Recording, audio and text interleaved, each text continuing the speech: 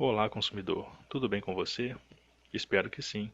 No vídeo de hoje vamos estar fazendo um comparativo aqui entre dois televisores, dois grandes televisores por sinal. Um que já está sendo substituído aí, que é o CX, né? Um OLED da marca LG, já está sendo substituído no mercado pelo C1. Temos aqui o Samsung QN90A, que é o modelo carro-chefe da linha de 2021 da Samsung. Ele fica acima do QN85A e abaixo do Samsung QN800A de 8K.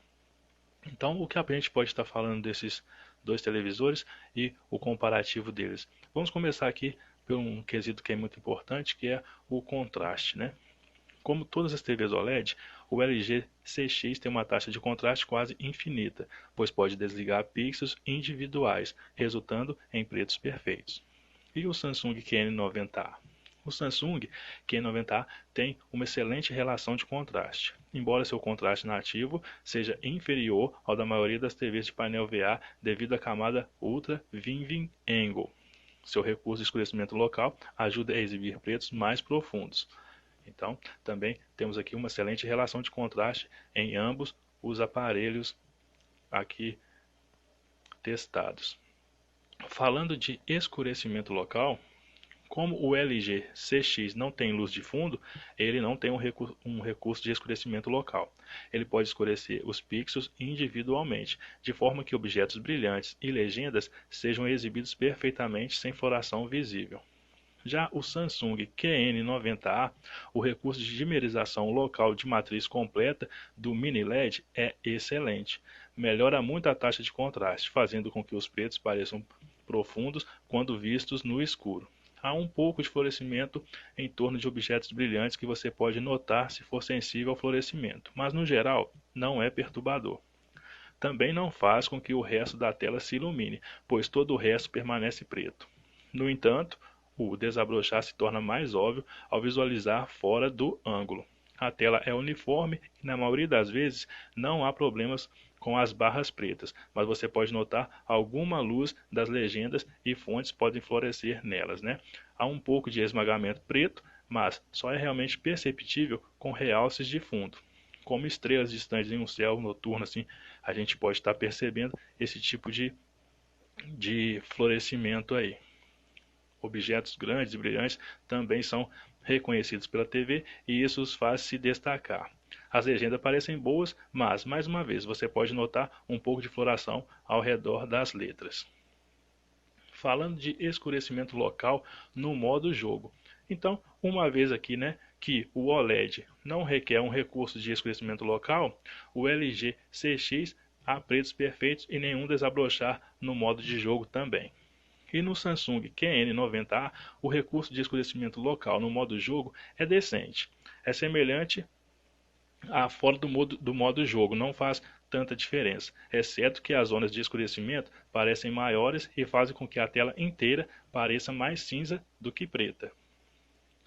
Blooming é um pouco mais agressivo do que fora do modo de jogo, e poderia ser mais perceptível, mas ainda é bom no geral.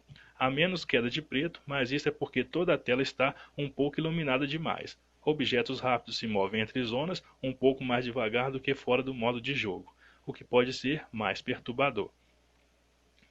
Tivemos aqui um problema estranho, que o texto no centro da tela fazia com que toda a metade superior da tela ativasse todas as zonas de escurecimento. Se você notar a mesma coisa no seu aparelho, entre em contato com a Samsung porque pode ser, né, uma unidade defeituosa. Vamos falar de brilho HDR. O brilho HDR aqui no LG CX ele é apenas decente. Não é extremamente brilhante em HDR, o que é típico de OLEDs, mas ainda é mais brilhante do que alguns OLEDs como o BX. Ele fica mais claro com pequenos destaques e rapidamente perde seu brilho com áreas maiores devido ao agressivo limitador de brilho automático, o ABL, né? Já o Samsung QN90A possui notável brilho HDR. Pequenos destaques se destacam como deveriam, mas como em SDR, grandes áreas são menos brilhantes devido também ao ABL agressivo, que é aí o controlador automático de brilho, né? Surpreendentemente, o conteúdo real fica ainda mais brilhante do que nos slides de teste. O brilho HDR no modo jogo, né? Vamos falar do brilho HDR aqui no modo jogo do LG CX. O brilho HDR no modo jogo está bom. O brilho da cena realmente é menor do que fora do modo jogo, mas pequenos destaques parecem mais brilhantes quando você está assistindo. Mais uma vez, ele tem um controlador de brilho agressivo, de modo que grandes áreas de cores brilhantes são mais escuras do que o resto. Além disso, também parece quase a mesma coisa fora do modo de jogo, assim não oferecendo tanta diferença. Agora, no Samsung QN90A, o brilho HDR no modo jogo é incrível. Ele fica um pouco mais claro no geral do que fora do modo jogo, exceto que os pequenos realces são mais escuros. E mais uma vez, as áreas grandes também ficam escuras. No entanto, devido ao pior escurecimento local no modo de jogo, o conteúdo HDR não parece tão bom e o florescimento é mais agressivo. Vamos analisar aqui a uniformidade de cinza. Isso. O LG CX ele tem uma uniformidade de cinza impressionante, mas isso pode variar também entre as unidades. Há muito pouco efeito de tela suja no centro, o que é ótimo para fãs de esporte. A uniformidade é melhorada em cenas quase escuras, mas, como outras TVs OLED, existem algumas linhas verticais e horizontais tênues que podem ser visíveis em cenas quase escuras em quartos muito escuros. Já o Samsung QN90A tem uma uniformidade de cinza decente, mas isso pode variar entre as unidades também. As bordas da tela são um pouco mais escuras e há um pouco de efeito de tela suja no centro, o que pode ser uma distração durante os esportes. A uniformidade é muito melhorada em cenas quase escuras. Uniformidade do painel preto, né? Aqui também podemos fazer essa medição, uma vez que a TV OLED pode desligar pixels individuais, a uniformidade do preto é perfeita. E o QN90A? A uniformidade preta também é fantástica. Ele exibe pretos profundos e há apenas uma floração mínima ao redor de algum objeto, né, que pode ser brilhante, com o escurecimento local ativo. No entanto, sem ele, a tela parece meio que azulada, um pouco nebulosa, aí, mas nada que seja agressivo aqui ou que possa ser perceptível, a não ser que você seja muito observador. Falamos aqui também de ângulo de visão, né? Muita gente gosta de saber como se proceder ao comprar uma TV por causa do seu ângulo de visão. O CX, né, aqui, o OLED da LG, tem ótimos ângulos de visão e a imagem permanece precisa quando vista de lado, o que é ótimo para uma sala ampla e, né, com arranjos de sofás aí mais largos. O Samsung QN90 possui ângulos de visão decentes graças à tecnologia Ultra Viewing Angle da Samsung. A imagem permanece precisa quando vista de lado, mas você pode notar que a tela parece mais escura. Então, ainda assim, é uma boa escolha para arranjos de assentos largos, né? Então não haverá problema com nenhum dos aparelhos.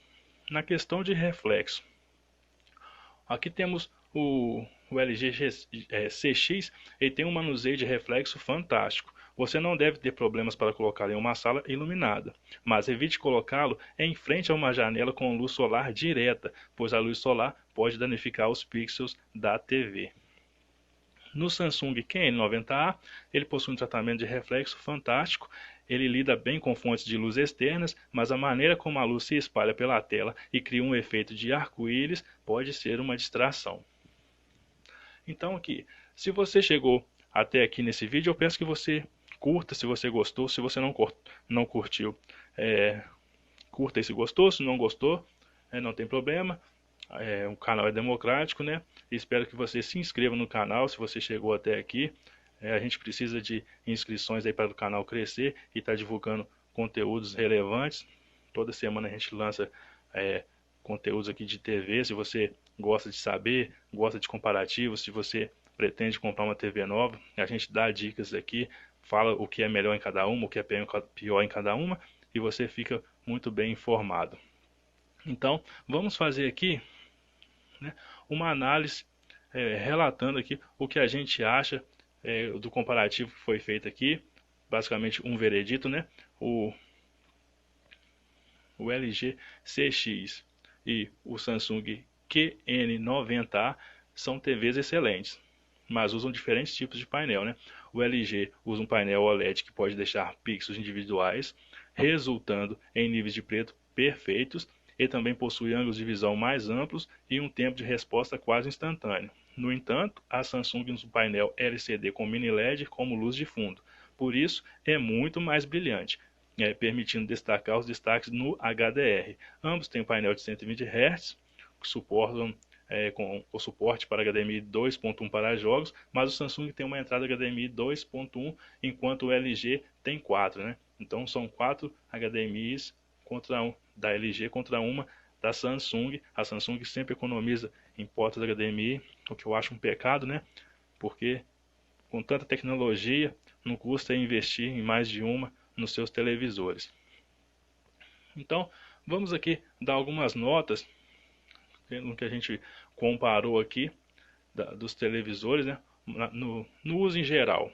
A gente acha que a TV da LG tem de 0 a 10, ocupa aí uma nota 8,8, e para o contraste e para o uso misto, na verdade, aí do Samsung 8,6, para filmes LG 9,3, Samsung 8,5, programas de televisão LG 8,2, Samsung 8,6, para esportes LG 8,6, Samsung 8,5, jogos de videogame LG 9,3, Samsung 8,8, filmes em HDR LG 8,7, Samsung 8,6, jogos em HDR LG 9, Samsung 8,6, monitor de PC LG 8,7, Samsung 8,8, isso nos nossos padrões de teste aqui, mas é claro, você que é consumidor, você pode optar por um ou outro, achar às vezes um melhor, o outro pior. Às vezes você acha que as notas da Samsung aqui não foram de acordo com o que você acha. Deixe no comentário aí se você concorda, se você não concorda, se você já esteve frente a frente com os dois televisores, se você concorda aqui, né, com os nossos testes. Se você não concorda, diga aí embaixo. A gente vai ficando por aqui, te vejo